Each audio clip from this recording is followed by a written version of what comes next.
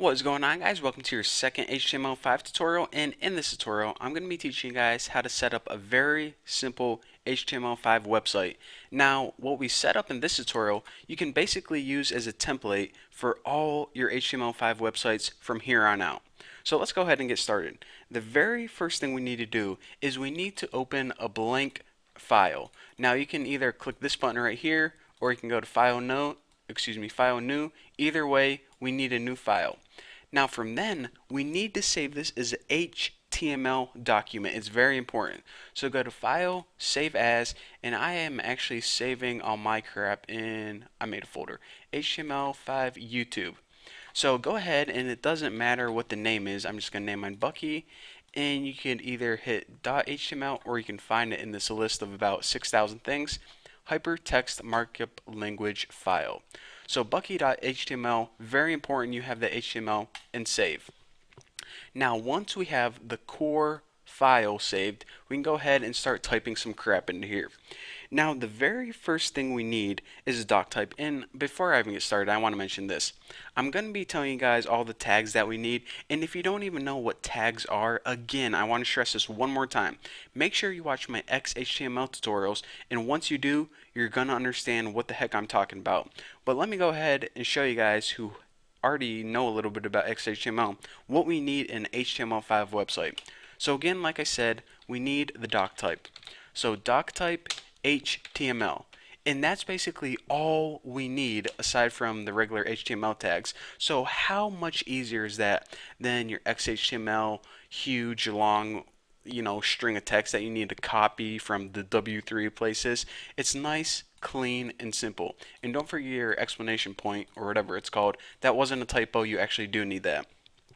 Now after that, you need your HTML tags. Now these HTML tags, in fact a lot of these tags I'm going to be typing in this tutorial, are the exact same tags that you needed in XHTML. So nothing new here, just go ahead and write your HTML tags, and anything in between here is basically our website.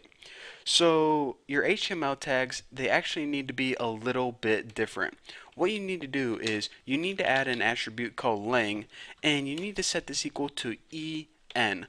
This means basically what language are you using, and the language attribute needs to be set to English because I'm speaking English, that's why. So again, that's what we need to add for HTML tags. Now after that, we need, of course, the head and the body. So let's go ahead and do that right now. Go ahead. So put your header right there, and put my body. And again, these are the exact same as XHTML. So to recap one last time, in our head goes all the stuff that's kind of the information, like the title, the CSS styles, the scripts, and in our body is what the user sees. The body is like the images, the paragraphs, the text. It's where most of the stuff goes. So let's go ahead and now add something in the head of our website. The very first thing I'm going to be adding, and you need to add this to, is a meta tag to define the character set. So do that by adding meta char set and set this equal to UTF -8 or -8, whatever heck you want to call it. And this is a self-enclosed tag, so you only need one. And I guess I might as well talk to you guys about meta before everyone gets mad at me. The character set is pretty much how your browser interprets characters. It's really techie stuff we don't need to worry about. You just need to copy it. But anyways, character encoding is something, like I said, we don't need to worry about. But meta tags, on the other hand, you might be seeing these a lot. These are other information that your website may need. For example, keywords, a description about your website. It's not required, but it's nice to have some of these meta tags. It's kind of like the credits at the end of the movie. You don't really need them, but it's kind of nice to have them. So that's the only meta tag that is absolutely necessary. The rest, like your keywords and description, aren't required, so I'm just going to be sticking with the basics for this tutorial. Now after this, let's go ahead and add a title. Now the title is the thing that appears at the tab or the top title bar, if you guys couldn't guess that. And I'm just going to name the title of this website Bucky's Website. And again, whenever we view this in a web browser, this is what's going to appear on the tab on Google Chrome.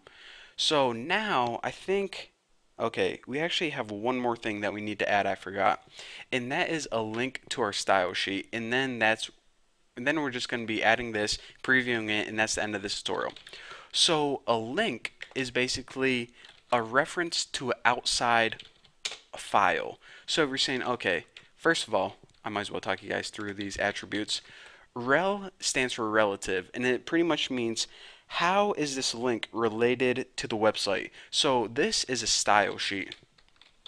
So we pretty much say, okay, the file we're about to tell you is going to be a style sheet for this web page. So now it needs to know, okay, so what file is it? And for that, we use an attribute called href, and we set it equal to main.css. Now, if you're saying, okay, what the heck is this file? Actually, this file is a CSS file that we didn't create yet, but we're going to be creating it in the upcoming tutorials. Now, you're saying, okay, Bucky, I watched your CSS tutorials. I know that you can just throw all of your CSS on the website right here.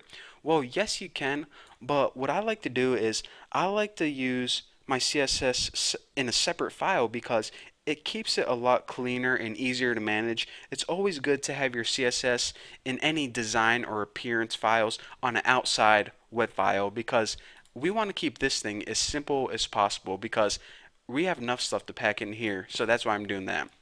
So anyways, in order to preview your website, go ahead and save it and hit run and launch it in Google Chrome, and whoa, this thing pops up.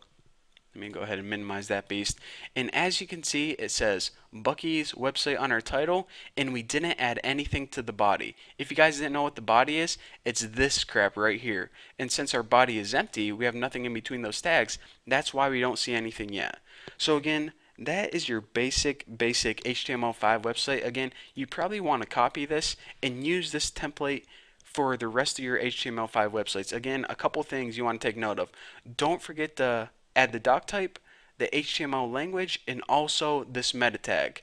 So those are very important pieces of information. Don't forget it. Now in the next tutorial, we're going to be adding some stuff to the body and actually making our website look a little bit prettier. So thank you guys for watching. Don't forget to subscribe, and I'll see you then.